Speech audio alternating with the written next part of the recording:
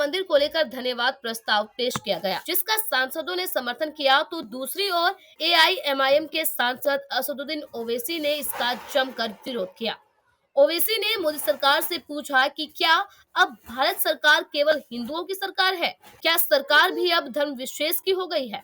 बता दें कि आज संसद में गृह मंत्री अमित शाह भी मौजूद रहे। साथ ही बीजेपी और कांग्रेस के सांसदों ने भी जमकर बवाल काटा। सरकार नहीं थी। अच्छा, बल्कि मैं तो मर्यादा पुरुषोत्तम राम की इज्जत करता हूं,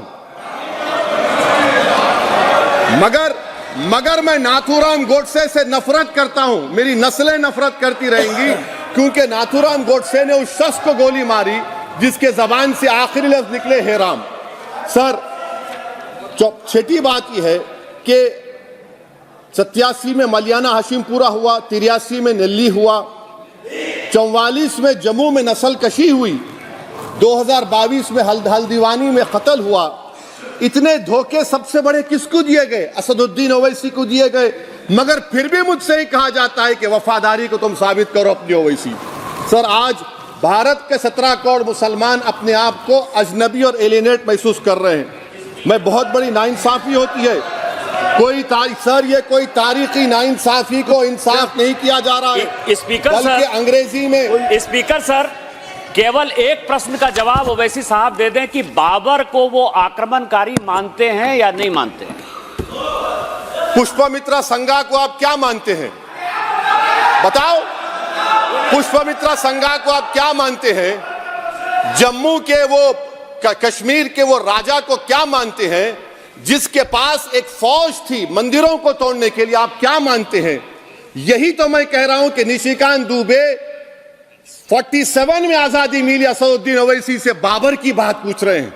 तुम गांधी की बात पूछते, तुम बोस की बात पूछते, तुम जलियांवाला बाग की बात पूछते, तुम काला पानी में जो मुसलमान शहीद हो गए उनकी बात पूछते, मगर बाबर की बात पूछी जाती है। तो सर, मैं आपको बता रहा था, खामखा डिस्टर्ब किए सर, मुझे मेरा वक्त ले लिए निशिकांत दुबे। सर, मैं आपसे कह रहा था, मोदी हुकूमत ये पैगाम दे रही है भारत के मुसलमानों को कि जान बचाना है या इंसाफ चाहते हो। मैं कह रहा हूं, मैं भीख नहीं मांगूंगा, मैं इस नंगी तासुब को कबूल नहीं करूंगा, मैं दूसरे दर्जे के शहरी के मौक़िफ़ को कबूल नहीं करूंगा, मैं अपनी शनाख्त को नहीं मिटने दूंगा। अब मैं झूठी और दिल फरेब बातों पर हरगिज भरोसा नहीं करूंगा। मैं वो काम नहीं करूंगा जो बीजेपी और नाम निहाद सेकुलर पार्टियां चाहती हैं। मैं वो काम करूंगा जो आपको पसंद नहीं है, संविधान के दायरे में रहकर। सर, कंक्लूजन में मैं आपको बताना चाहता हूं कि आज इस देश को किसकी जरूरत है? इस देश को अयोध्या में, तारीख शायद नहीं पढ़ते होंगे, मौलाना अमीर अली कौन थे? पुजारी बाबा रामचरण दास कौन थे? अयोध्या के पुजारी थे। दोनों ने मिलकर अंग्रेजों के खिलाफ जंग लड़ी थी और दोनों ने, अंग्रेजों ने इनको गिरफ्तार किया और एक पेड़ पर मौलाना अमीर अली को और पुजारी रामचरण दास को फांसी दे दी गई। देश को इनकी जरूरत है। देश को शंभू प्रसाद, अचन खां, ये राजा देवी बख्श सिंह के फौज में थे, अंग्रेजों से मुकाबला किया, मुसलमान की लाश को जला दिया गया और शंभू प्रसाद को दफना दिया गया। इस देश को यह जरूरत है, देश को बाबा मोदी की जरूरत नहीं है।